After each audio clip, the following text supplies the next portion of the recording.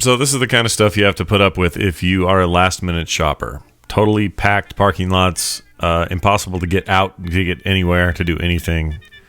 Freeway wasn't too bad, as you can see.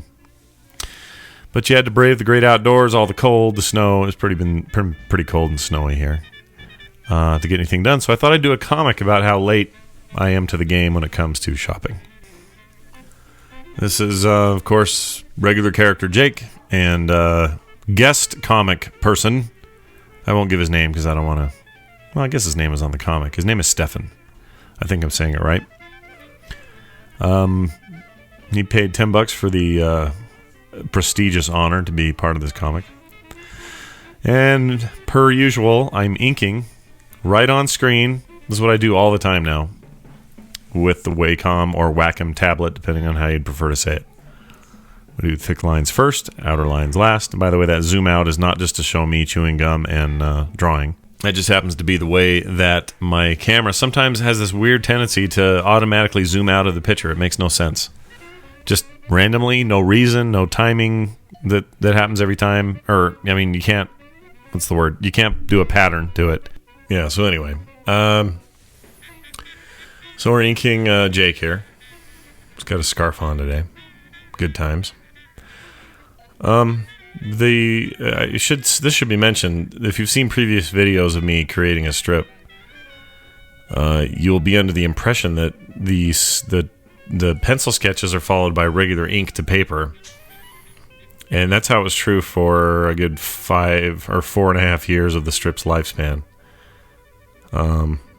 But I now pretty much exclusively ink digitally now, using the Wacom tablet, and works pretty good for me. I will say this: the only downside to it, it's not quite as fast. I'd say probably the end result is cleaner and tighter line art than before, but it is not actually faster. And some might argue that, wow, it's way faster for me since I started doing it this way.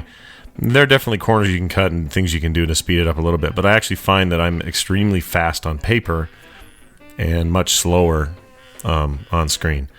That being said, I've gotten good enough where it doesn't bother me that much. It used to really bug me, and it used to be a big time difference. You know, like oh, there's our dude, by the way. That's the guy we're doing. That's Stefan, I think is his name. He's the guest star of the comic today. Anyway, so the process is getting faster for me. Of course, coloring, I always did it this way, so that's where we're at right now, is doing the color fills. You might notice something kind of interesting here. So after the scarf, I changed color ideas. I went with red for Christmas. Right there you saw it. You'll see it more here on his hair. So I create this kind of outer chunk, and then watch this. Boom! Color fill. And you see that little white line?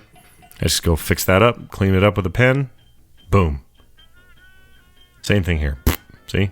So that is one way to save time. And I do it pretty much anywhere that there's a large block of color. These shirts, hair, skin, whatever. Now here's where this is why sometimes it's fun to be a web cartoonist. You can do things that you wouldn't normally do. I guess before that I shade these guys up. So you'll see that. My shading process has been the same for quite a while. Just a layer with black at 20% opacity. So I achieve kind of the cel-shaded look I'm looking for, doing it that way. Here's where I cheat a little bit.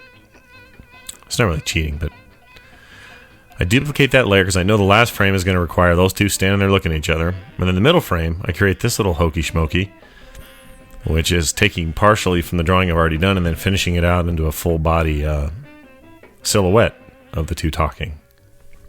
Anyway, it's a way to break things up, change the visual look, add a little,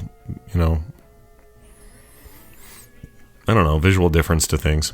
So that's what's going on here. You can see I'm using that same fill technique with black. All right. Basically, those are our 3 frames. I'm checking my script. That's what that little thing I brought up for a second was. Oh, okay, this is interesting. I knew I wanted essentially the same body layout in this last frame, but I needed a much more exaggerated expression on Jake's face. And that's what we're getting here. So just touching up the existing frame and adding changing the way his mouth is a little bit. And there you go. I got my 2 expressions that I wanted. Touching up the middle guys. And I'm pretty sure I start doing dialogue now. Oh, backgrounds, forgot. A lot of times with backgrounds, I'll actually draw background stuff just to kind of add some flair so it's not just a blank wall behind them. And you can kind of see it. This video, you may not be able to see it very well. It's kind of sketchy and light. It's behind our 2 characters. And then we'll do something in the middle. It's just a nice light blue. And now you can see me pulling text over from my script, which a lot of times I'll write in a little text file and then cut and paste it over when I'm happy with it, which is what I did here. So we got our 2 guys talking to each other. And sometimes I'll make changes at this stage, like, oh, I don't want to say it that way or whatever. So I think I do a few of those. See, there's one. Made some changes over there. And then comes the word bubbles, I think. Checking I'm verifying the guy's name is spelled a certain way so I can put it in the byline there. Quick spell check of all the text, which is always smart. And then here you go. We got word bubble 1, word bubble 2. I don't want to get into how I make these. This is not that complicated. Maybe in a different video, I'll tutorial that out for people who want to really know. But anyway, this is... Wow, we're just about done. Oh, we are done. There's the final comic. Hope you guys enjoyed it. I know I did. And thanks, Stefan, again for guest starring. And maybe we'll do another one of these coming up soon. Everyone have a wonderful day. Bye now.